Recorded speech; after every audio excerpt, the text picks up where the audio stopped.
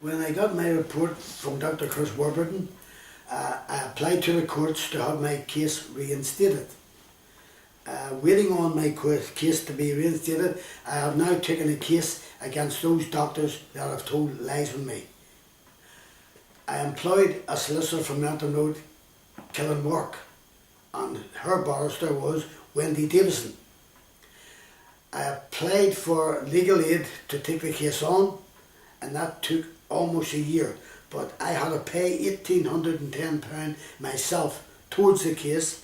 I paid £151 a month, and it took me a full year to pay that money, and only then did I get a letter after the last payment was made of £151. Wendy Davison sent me a letter saying she doesn't think I have a case. So it took them a full year making up their minds, waiting on me paying that money before they said they were going to take my case.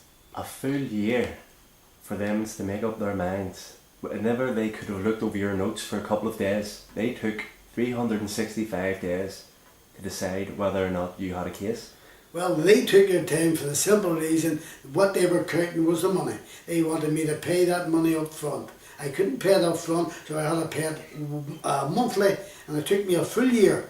And they waited to the last day of that year before I got a letter stating that I had no case. So I reported the solicitor work to the Law Society, and I reported Wendy Davison to the Bar Council. And waiting on their reports coming back, I got another solicitor and a barrister to take that case, because I feel myself there is a good case, because these doctors committed gross negligence. They told lies on me, they colluded with each other with me, and the Belfast Trust medical director, Dr. Tony Stevens. I got another barrister and a solicitor. This solicitor was David Hunter, and this barrister was David McBride. Now, I spoke to David McBride in the courts. I told him exactly what I wanted him to do. I wanted him to look at the case from against these doctors from 2008 till 2010. He says that was okay. Then I applied for legal aid. I got legal aid this time. I hadn't to pay nothing.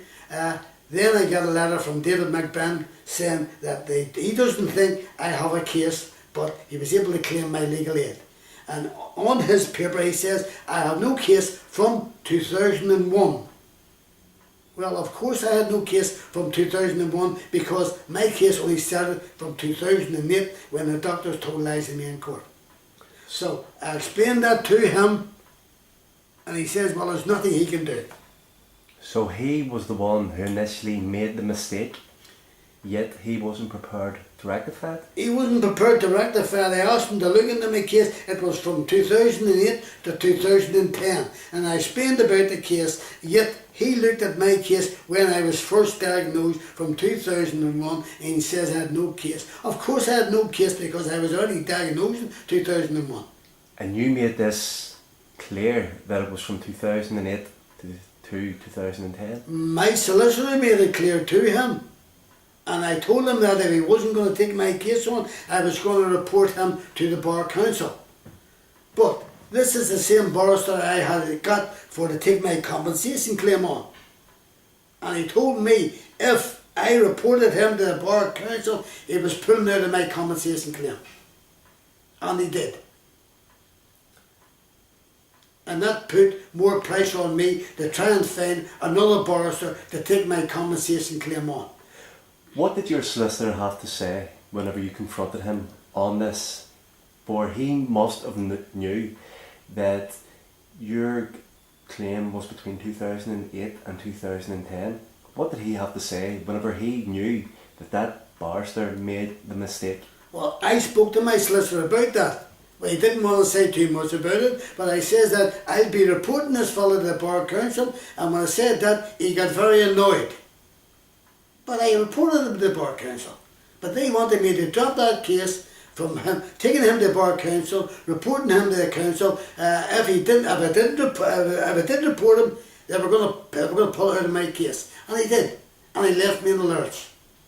Did you speak directly to the barrister? I spoke to him twice in the courts. And I told him that I was taking to court because after all, I've applied for legal aid, I got the legal aid, and these people claimed that legal aid again. And they've done absolutely nothing for me. And now I have another barrister got now, and I'm waiting on the court case coming. But I reported all these barristers, Charlie Hill, Peter Dorn, Wendy Davison, and David McBride, to the Bar Council. And I got a letter from the Bar Council after about 9 months. They wanted me to say, so I went up to the Bar Council and had a private meeting with them. Now, it's not too many people, members of the public, they invite in there, into the bar chamber, but they invited me. And the fellow in charge was the chairman, Mark Mulholland. He was done all the speaking, and I put my case to him, and he listened, and there was another 2 people and another girl there taking notes. And at the end of my case, he said, well, Arthur, I don't know, I don't think you have a case here. I says, if you don't think I have a case, sir, barristers have colluded with doctors so that my case would fall through. Wendy Davison stole £1,810 of me. David McBrim made a mistake, a whole mistake in a court case, and you don't think I have a case here. So him and me fell out at that meeting. But I got a letter from them about 2 weeks' time later saying they don't think the barristers have done anything wrong, which I think is diabolical. After all, the Bar Council is supposed to be there to look after corrupt barristers. And these 4 are as corrupt as they come, yet they walked away free. So, you had money stolen on you. You had illegal aid that was accepted by the barristers and solicitors, and they did not do any work for you. They waited until they received all the legal aid before they told you you didn't have a case. As far as I'm speaking to a couple of barristers now recently, and they told me that is a ploy of the barristers. They wait until your legal aid's through. Sometimes it takes 5-6 weeks. Once that's through, then and only then they make their mind up. If it's a hard case, they're not even going to try it. They're going to walk away with your legal aid. And I put that to the Bar Council and the legal aid people, but they didn't say much about it. And there's another man, I wrote to another man who has taken over. The chairman at that time was Mark Mulholland. Him and me had words, and because of that, like a little spoiled child, he says he wasn't going to deal with me again. And he put my case into another man, Adrian Colton. He's a QC. I seen that man on television explaining to the news people that anybody that has any problems with the law, get to come to him. I wrote him a letter, and it took 7 weeks for me to get a reply from him. Now his office is only in the centre of the town, and his reply lasted all of 4 lines, saying there is nothing they can do for me. So how do you feel about the Bar Council? Do you feel it's an old boys club where they are looking into themselves and nothing will ever come of any complaints? The last letter I wrote there was to that fella Adrian Colton, and he's supposed to be the chairman now, yet that guy hasn't got the decency to return my call. The first letter took 7 weeks. The other letter I wrote, I hadn't had a reply yet, and it's gone on for 5 weeks. I told him exactly how I thought about the old boys club. He tells you the right if you have any complaints about the bar, about the lawyers, write to him and he rectified. I've wrote to him, I've given him the names of these people that stole money on me, they have threw my case in the air, and nothing's happened to him. He hasn't even got the decency to get back to me. It's like an old boys club, they're not going to stand in each other's way.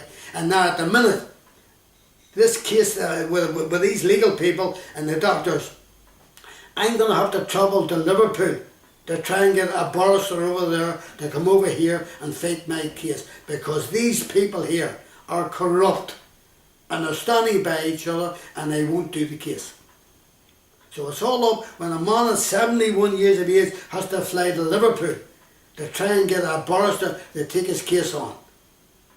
With this Bar Council here, who are supposed, their job is supposed to look after the interests of the public.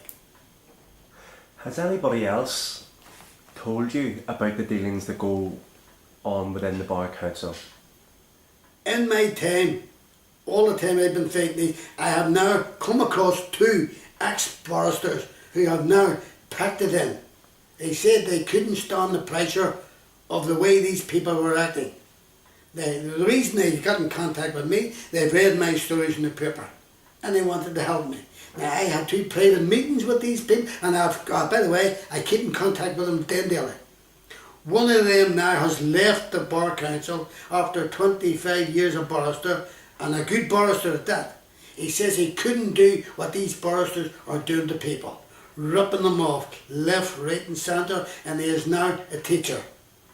The other barrister, 20 years service, done the same thing. He said his health completely left him.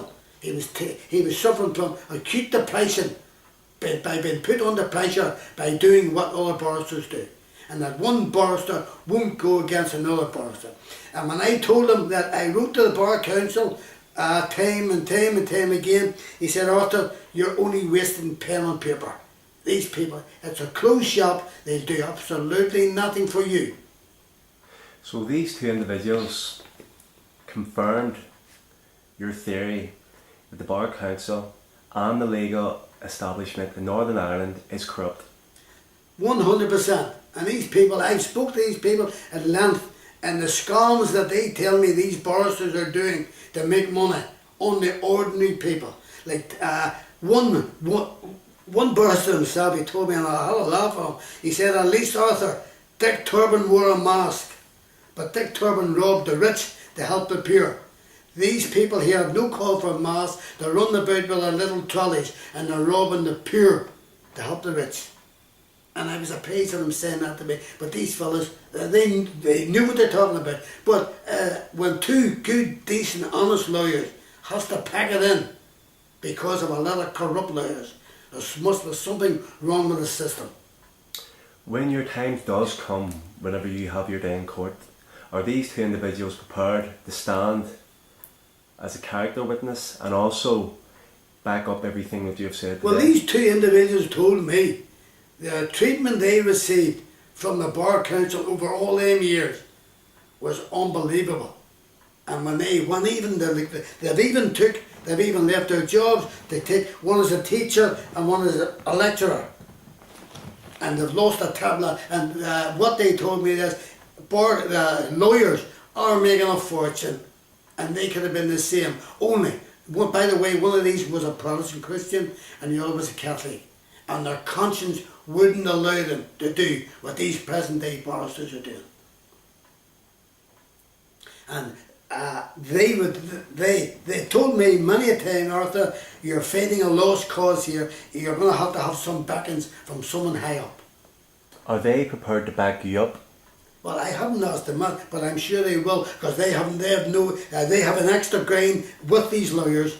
After all, they spent all their time in college, 2 brilliant men. All the tests they took, passed the Bar Council, what for? To be through it. They had to leave, because their health wouldn't allow it.